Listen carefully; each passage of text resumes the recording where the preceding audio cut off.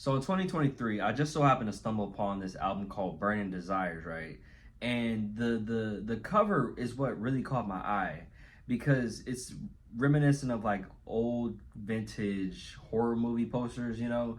And I gave it a chance. And I had one of the best listening experiences I've had in a while at that point in time, right? And after listening to it, I came to the realization that Mike is really who you niggas think J. Cole is. So the problem with Jermaine is he was forced into the big three, right? Without his consent. And as a result, he was put on a big ass pedestal and he wasn't allowed to be compared to people who he should have been compared to. Like he should have been with like Joey Badass or Big Sean or even a Logic. And among that tier of rappers, he's gonna sit at the top comfortably. But to be in a conversation with Kendrick or Drake or even Tyler or Future, it shouldn't have even been a thing, you know? And it's for that very reason why I'm making this video today. And in this video, I'm gonna go over the 5 areas where Mike outclasses J. Cole because, quite frankly, I think he deserves his flowers. And he's a musical savant. And if I'm really being honest, I really just want to glaze Mike for a video. So starting off with the first point, Mike actually takes advantage of his industry connections, whether it's another artist or another producer. He uses the people around him to make great music, you know? And he also puts his niggas on. Like I've been introduced to people like Liv, Niante, Sideshow, and El Custo because of Mike. And I probably wouldn't have been introduced to him because they're smaller artists, you know? For the majority of J. Cole's prime, it's the exact opposite. Like, he was championed for going triple platinum with no features, and he was producing his own beats. Now, this sounds impressive at face value, and it actually really would be impressive if the music was groundbreaking, but it's just not. And to me, this whole going platinum with no features is nothing but Cole letting his ego drive his artistry. And then to make things worse, damn near all of his Dreamville acts are like in fucking purgatory or don't get any kind of publicity for their album rollouts as they should. Like, he pretty much just let Ari Lennox get harassed on social media and didn't really do anything to help her. And another thing, it's so mind-numbingly dumb that J. Cole doesn't have a collab album with The Alchemist. Why is that not a thing at this point in time? Why has he never thought to do, like, they would make such good music together. But you know who does have an album? Fucking Mike. Fucking Michael. I be thinking, who gon' take the ball? Don't care for mascots. Me and Whip, we bout to take it all. The years padlock. The next point is, Mike is just hands down a way better producer than J. Cole. Now, I do think that there may be an argument that could be made that these two artists make the same kind of beats, but if you can look at me with a straight face and tell me that Jermaine Jebediah Cole can make anything comparable to Zaza, Stuck in the midst of it all. Struggling, no. you think maybe? I had to know you.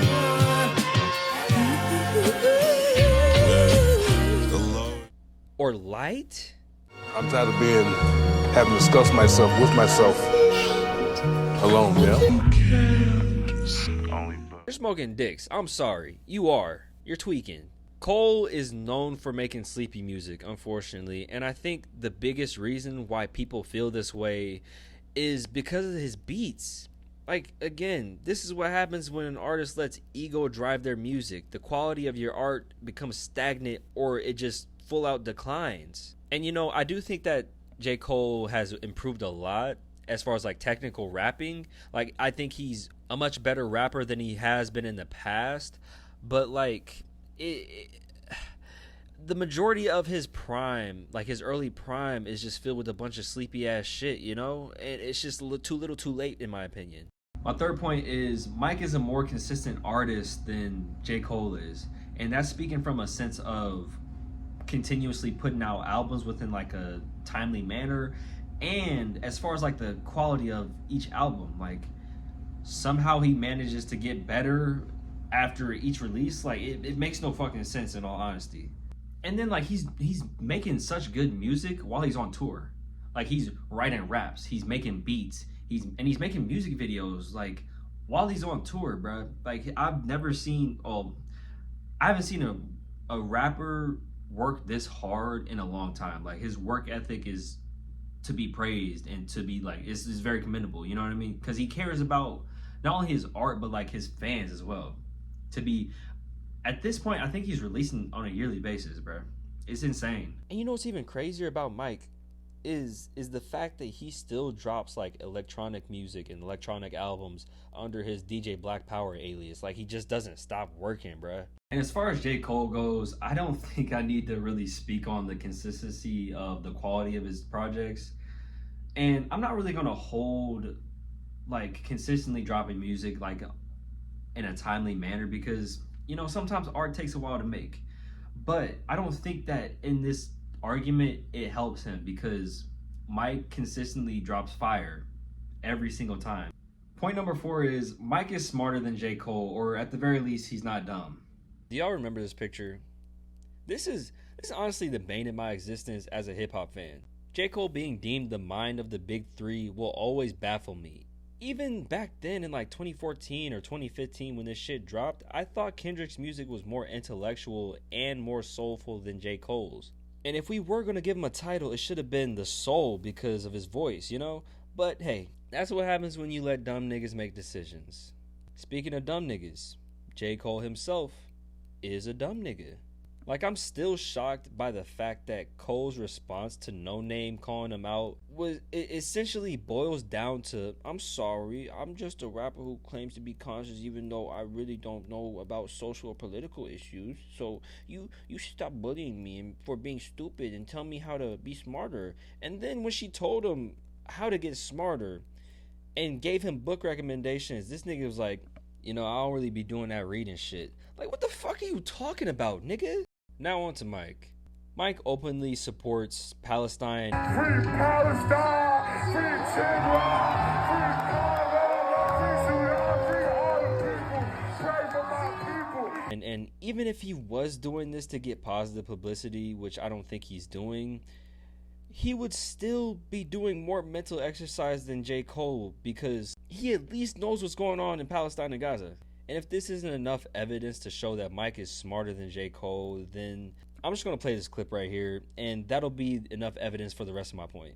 That the idea of coolness is low-key like a white construct used to low-key prevent like people who go through real situations from entering the idea of like coolness. Yeah, like, or like, I feel like coolness is how you get low-key appropriation, cultural appropriation. Oh shit. There's actually no way in hell Jermaine Jebediah Cole would ever be able to muster up the gumption to even have a sliver of anything as intellectual as this clip that I just played. His brain would actually just short circuit. Like, there would be smoke and sparks flying out this nigga's ears. Like, if he even tried to think anything like this and be any sort of like, use any kind of critical thinking in this sort of way.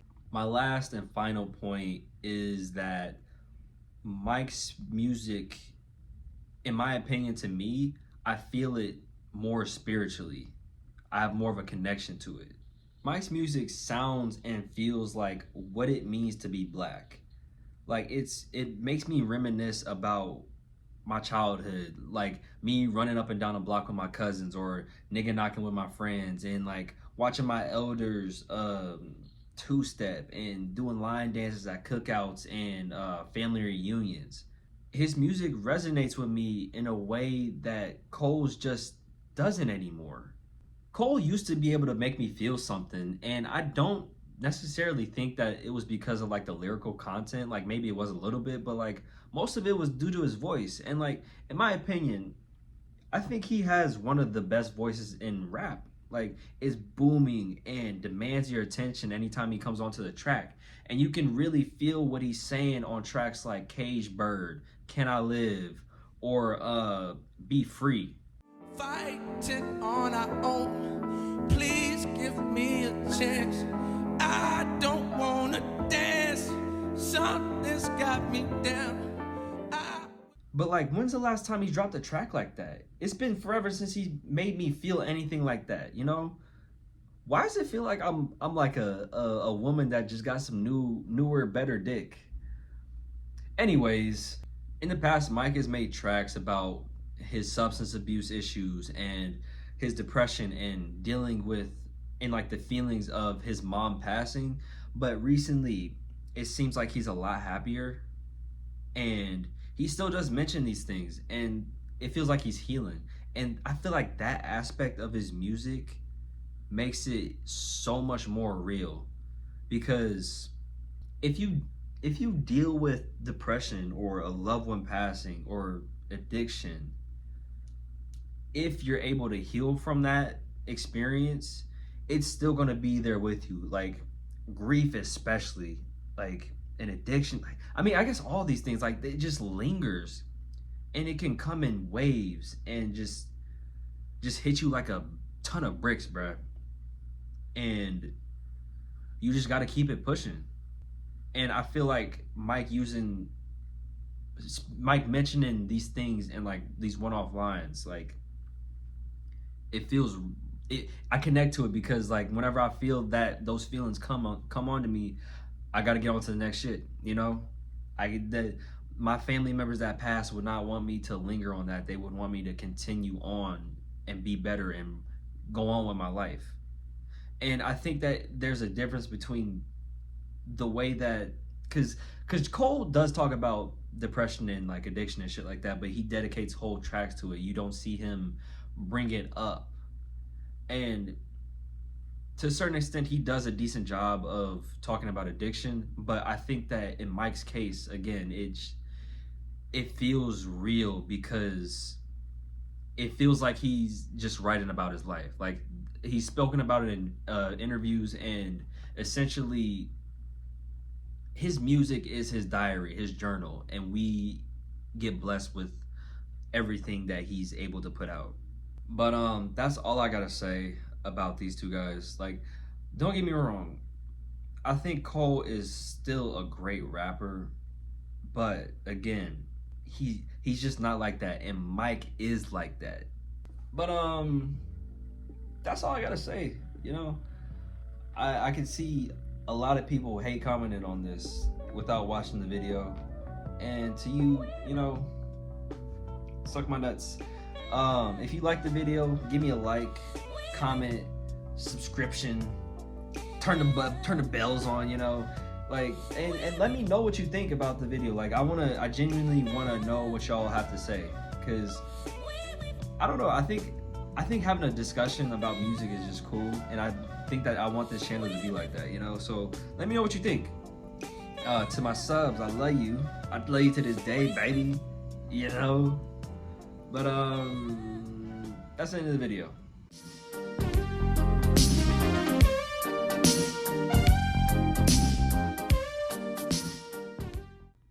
Another thing I've been thinking about recently is what happened? Where's Timmy Thick? Huh? Where the fuck is that nigga?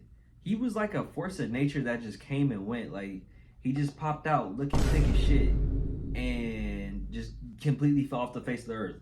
Like, how did he attain that build? Why are you that thick as a man?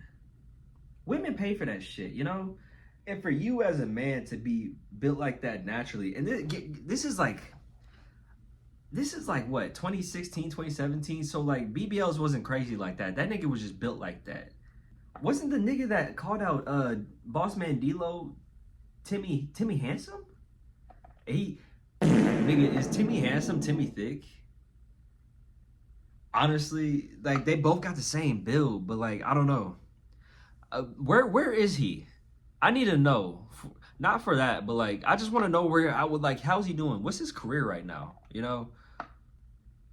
I'm just gonna stop talking.